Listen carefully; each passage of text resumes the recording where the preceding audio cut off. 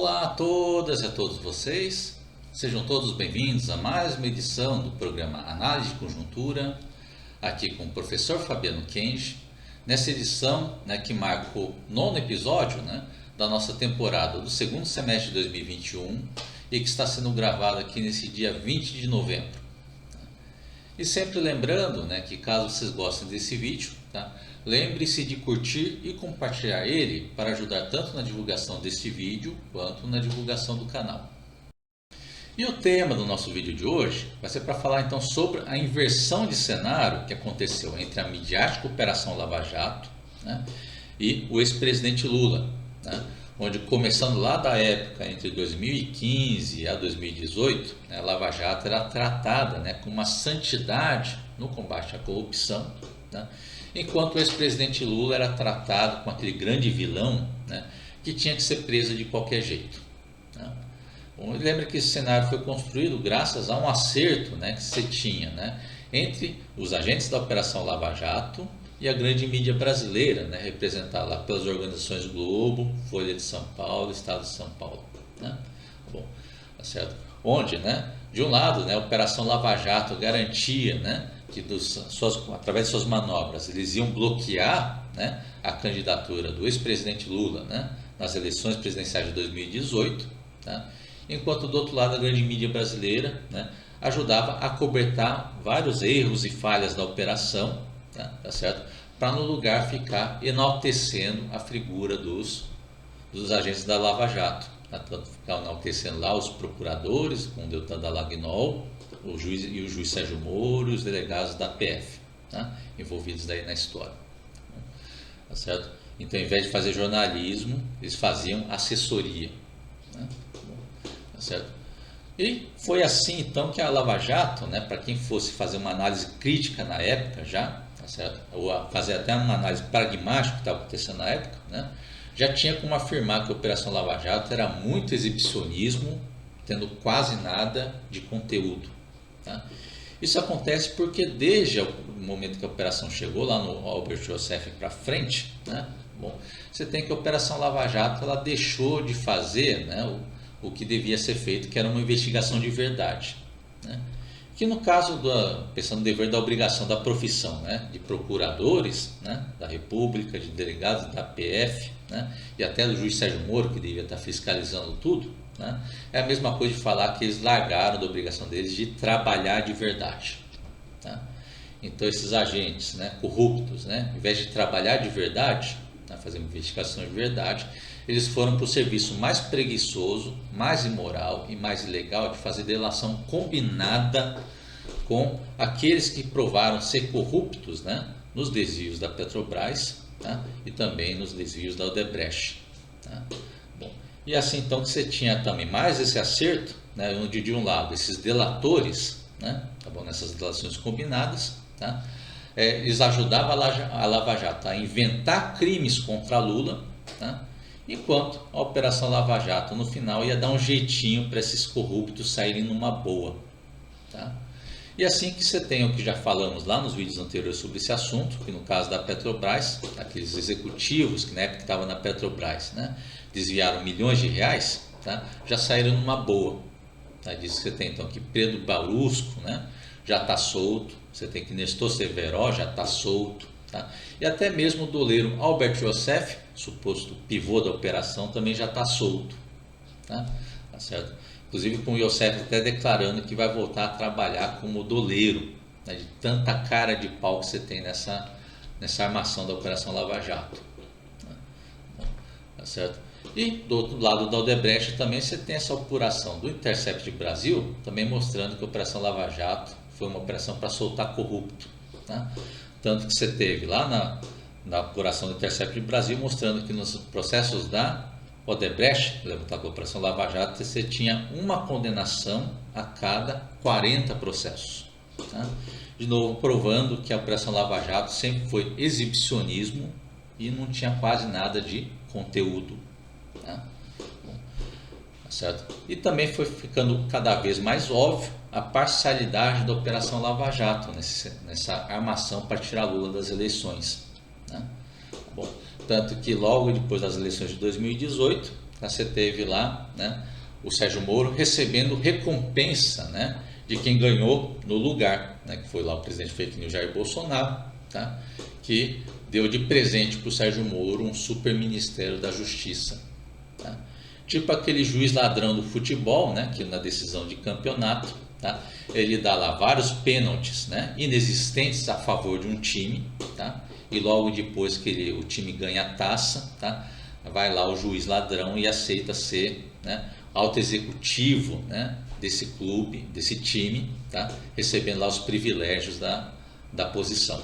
Tá? Foi a mesma coisa com o Sérgio Moro. Tá? Bom, então, uma parcialidade que já fica óbvia nesse momento e fica mais óbvia ainda com as revelações da Vaza Jato, né, que mostraram lá também as conversas, né, de Moro, né, com os procuradores da Lava Jato, mostrando claramente que Moro já fazia combinação de manobras com os agentes da Lava Jato, tá, de tal forma que ficasse mais fácil a condenação do Lula. Tá? Um verdadeiro crime do Sérgio Moro, porque como juiz na época, a obrigação dele era de ser imparcial, tá?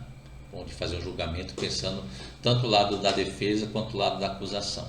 Tá? Mas se viu que ele só quis trabalhar junto com a acusação. Tá? Então foi nisso que o STF também, que participou dessa farsa em 2018, tá certo?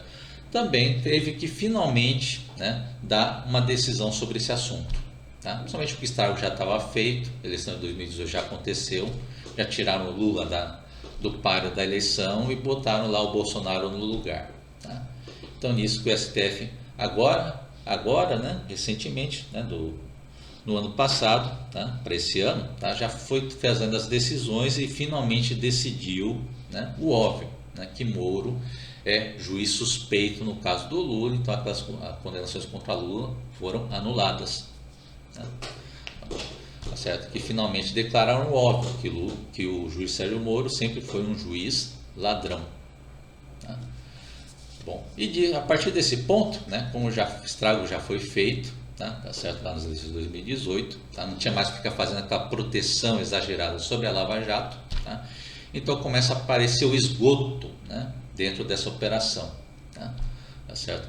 Tanto que se acaba revelando também, inclusive do lado do Léo Pinheiro, né, que foi o delator lá na Operação Lava Jato, né, bom, que fez uma delação contra Lula depois de uma chantagem óbvia do Sérgio Moro. Né, que o Sérgio Moro, como juiz, tinha dado uma pena exageradamente grande contra Léo Pinheiro, tá, e só reduziu essa pena, né, bom, tá certo, para uma quase impunidade de Léo Pinheiro, tá, quando ele muda a delação, tá, de tal forma que colocasse uma acusação contra o Lula. Né? Certo? E disso então que agora, né, que já teve as eleições de 2018, agora que o Moro foi declarado como juiz suspeito, né, então agora que o Léo Pinheiro, né, finalmente declara que a delação que ele fez contra Lula era uma mentira, né, que ele mentiu na delação contra o Lula. Né? E ele fez isso por meio de uma carta escrita à mão, né, tá certo? Com assinatura também do próprio punho dele, tá, para ter comprovação clara de que foi ele mesmo, o Léo Pinheiro, que escreveu a carta, né, confessando que ele mentiu na delação contra o Lula, tá, obviamente sob chantagem do Sérgio Moro. Tá.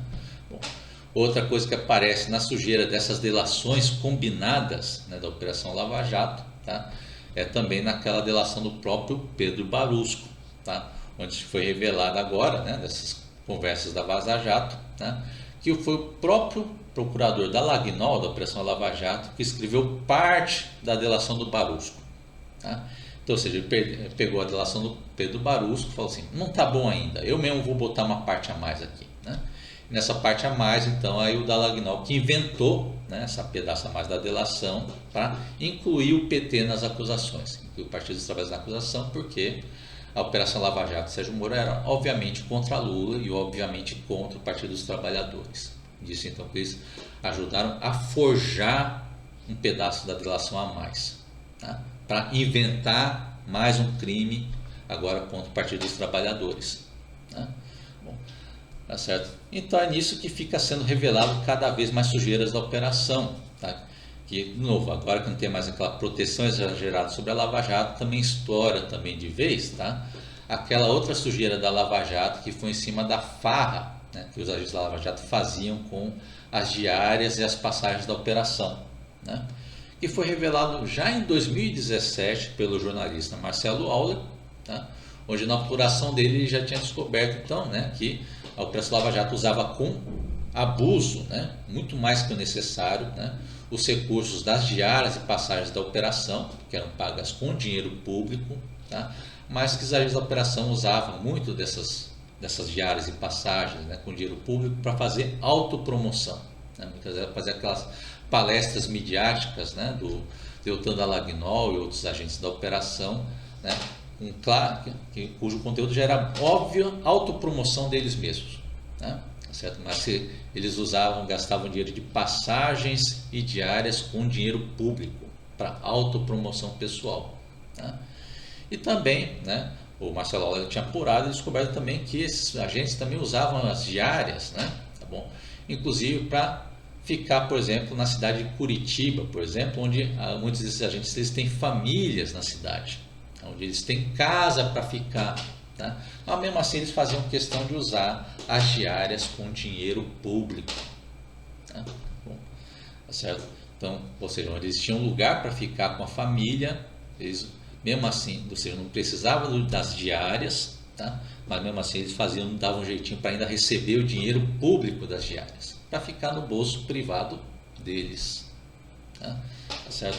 E por isso que esse escândalo que saiu desde 2017, tá? Ficou lá ainda sob a proteção midiática da Operação Lava Jato, tá? E também das instituições acovardadas que ficavam lá se evitando de julgar o assunto, tá? Então você tem aqui agora, finalmente em 2021, na verdade recentemente nas últimas semanas, tá? Agora que essas instituições criaram coragem para abordar o tema, tá? Então agora finalmente o Tribunal de Contas da União finalmente decidiu que esses agentes da Operação Lava Jato e o Deltan Dallagnol eles têm que devolver esses recursos que eles gastaram nessa farra das passagens, nessa farra das diárias, tá? Bom, é que esses agentes faziam farra com dinheiro público, como todo corrupto faz, tá? Certo? Bom, então nisso que se mostra então esses agentes da Lava Jato cada vez mais acuados, tá? De um lado você tem Sérgio Moro, né, que estava lá na imagem de popstar, né, na hora que ele assumiu o Superministério da Justiça com Bolsonaro, mas logo depois foi chutado para fora pelo próprio Bolsonaro, né, então já foi caindo em desgraça, né? Tá bom. E o Deltan Dallagnol, que estava já sofrendo os processos dentro do Ministério Público, tá? E viu que o dique se rompeu, né? Tá certo? Não dava, em algum momento ele ia ser condenado, tá? Tá certo? Então nisso que os dois resolvem entrar na política, tá? Então você tem o anúncio do Sérgio Moro, né, que agora anunciou oficialmente a filiação ao Podemos, né, que é um dos partidos do Centrão, tá?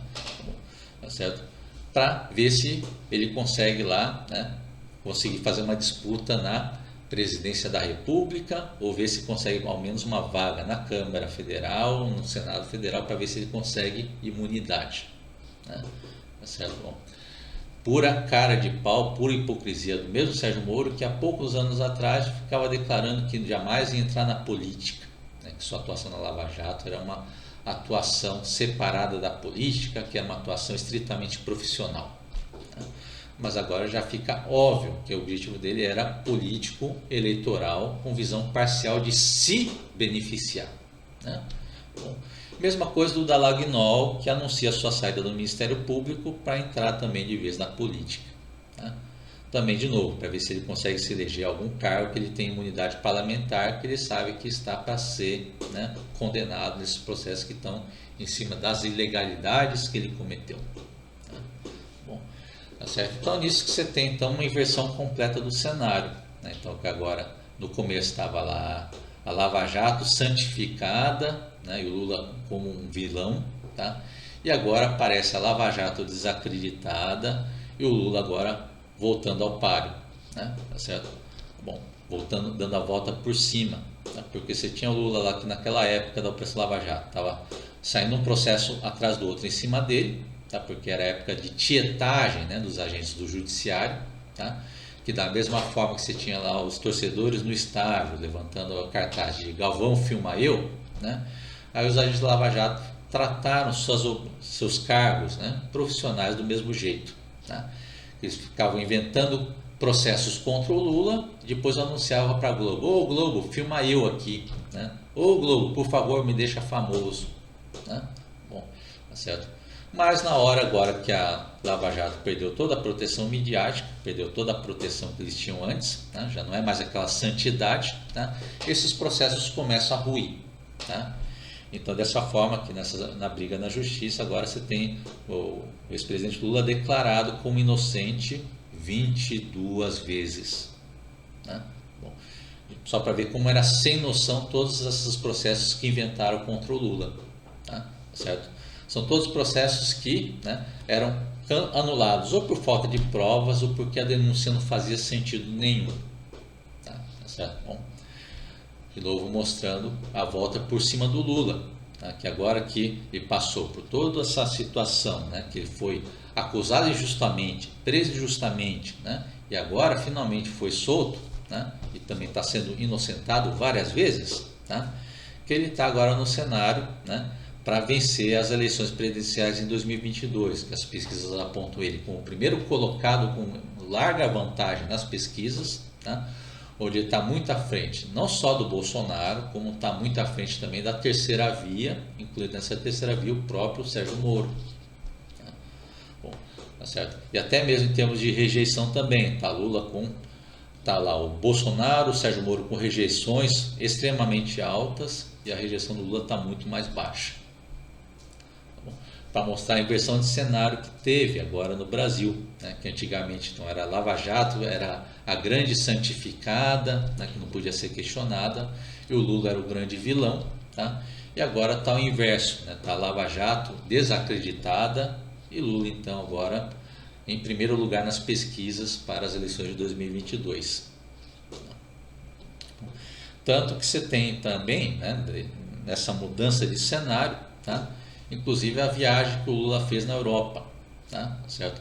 Quando você teve a viagem lá de Lula na Europa, que ele fez visitas lá, né, para já adiantar as negociações, né, para adiantar os acordos que ele teria que fazer caso ganhe as eleições de 2022, tá? Tá certo? E teve todo o tratamento de estadista, né? Tá certo? Onde ele foi, né, tá bom, recebido, né?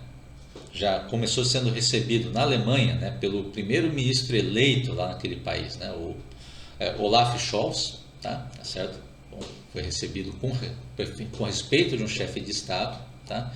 E também logo em seguida ele também fez lá uma declaração lá no Parlamento Europeu, tá? Fez um discurso também de estadista, tá? Que acabou até sendo aplaudido de pé naquela ocasião. Nós podemos ser felizes juntos e eu tenho certeza que seremos. Por isso, a esquerda, os socialistas do mundo inteiro precisam se unir, discutir aonde em algum momento cometemos alguns erros, por que a extrema-direita se fortaleceu tanto em alguns países e nós temos que ir para a rua para derrotá-los, porque o mundo não suporta mais fascismo, o mundo não suporta mais nazismo, o mundo precisa de democracia, o mundo precisa de paz e não de guerra, o mundo precisa de livros e não de armas, o mundo precisa de amor e não de ódio. E esse mundo nós seremos capazes de construir. Um abraço e muito obrigado.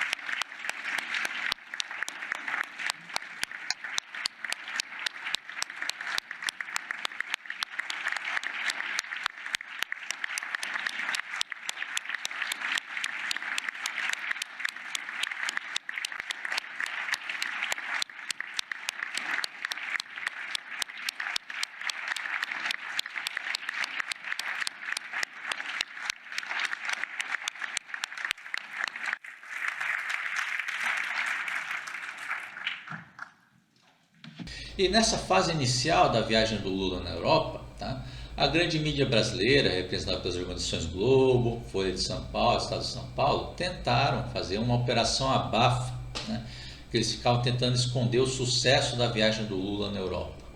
Né, certo? De novo, abandonando de vez a obrigação do jornalismo, porque com certeza ter o primeiro colocado nas pesquisas presidenciais sendo um sucesso no exterior, é óbvio que é notícia, né, que devia ser passada ao povo brasileiro. Mas eles escolheram esconder. Né? Mas foi uma tentativa vã, porque o sucesso do Lula não parou por aí, né? Porque nessa viagem da Europa ele ainda foi recebido como chefe de Estado pelo presidente da França, Emmanuel Macron, e também teve o mesmo nível de recepção também do primeiro-ministro da Espanha, o Pedro Sánchez. Né? E como são todos eventos que desde o começo estavam ganhando destaque nos jornais internacionais, aí não teve como a grande mídia brasileira continuar escondendo. Tá? Então, após a fase inicial, que finalmente a grande mídia brasileira foi obrigada a noticiar o sucesso do Lula no exterior. Tá? Ainda com um toque de birra, né? Porque aí você viu os colunistas da grande mídia sendo obrigados a anunciar o sucesso do Lula, mas aí eles, lá no meio eles arranjavam um jeitinho de soltar uma frase lá no meio, ou para ofender o Lula, ou para tentar diminuir o sucesso do Lula. Tá? De novo, para mostrar a pequenez da grande mídia brasileira, tá? E muitos de seus colunistas, comparado à grandeza do Lula, tá? Que fez uma viagem já como chefe, já mostrando suas atitudes como chefe de Estado, né? Que fazia discursos, né? Tá bom? Para falar da necessidade de diminuir a desigualdade social, tá? Tanto no Brasil como no mundo, tá? Discutindo rumos para o Brasil, discutindo rumos também para as lideranças internacionais. Por isso que ele foi muito bem recebido, né, aí em sua viagem na Europa. Né? Mas enquanto isso, você tinha ao mesmo tempo a viagem do Bolsonaro no Oriente Médio. Né? Que, assim como falava da Operação Lava Jato, essa viagem do Bolsonaro no Oriente Médio também era um processo que tinha muito exibicionismo e pouco conteúdo. Né? E foi uma viagem que o Bolsonaro só negociou questões pontuais com os governos locais. Como, por exemplo, uma troca de prisioneiros ou um acordo comercial bem específico. Tá? Bom, mas de resto da viagem ele quis mostrar que estava fazendo uma viagem de ostentação. Né? Estava fazendo basicamente então turismo com dinheiro público. Né? E foi usado lá para puxar toda essa viagem do Bolsonaro lá no Oriente Médio. Né? Fazer fotos dele, né? Fazendo lá, ficando em hotéis de luxo ou comendo lá em restaurantes de luxo, né? Ou ele fazendo lá aquela motociata, né, que ele fazia aqui no Brasil, mostrando que está fazendo motociata lá no Oriente Médio. Né? De novo, ostentação para se autopromover, né? De novo, à custa do dinheiro público. Da mesma forma que aqueles agentes corruptos da Lava Jato fizeram com a farra das passagens e diárias, que eles ficavam gastando dinheiro público para o bem pessoal deles. Tá? De novo, mostrando que Bolsonaro e Lava Jato, né, são mesmo uma coisa só. Tá? Não tem separação nessa história, tá? Exatamente como a esposa do Sérgio Moro falou, que ela via lá Moro e Bolsonaro como uma coisa só. Tá? São uma coisa só, são farinha do mesmo saco, porque são corruptos, tá? E são bandidos do mesmo jeito. Tá? Bom, enquanto do outro lado, né, tem lá nessa inversão de cenário, como falei lá do começo de 2015 para hoje, tá? Você tem agora Lula dando a volta por cima, tá? Sendo recebido como chefe de Estado no exterior, muito mais que o Bolsonaro, tá? E também como o primeiro colocado nas pesquisas para ser o próximo presidente do Brasil. E com isso, então, nós encerramos nosso programa de hoje. De novo, aquela mensagem final, né, de que caso seja interesse de vocês podem clicar no botão redondo que vai aparecer aí na lateral, no finalzinho do vídeo, para fazer inscrição no canal e ter acesso mais rápido às últimas informações do nosso espaço. Então, até mais a todas e a todos vocês. Nos veremos novamente na semana que vem.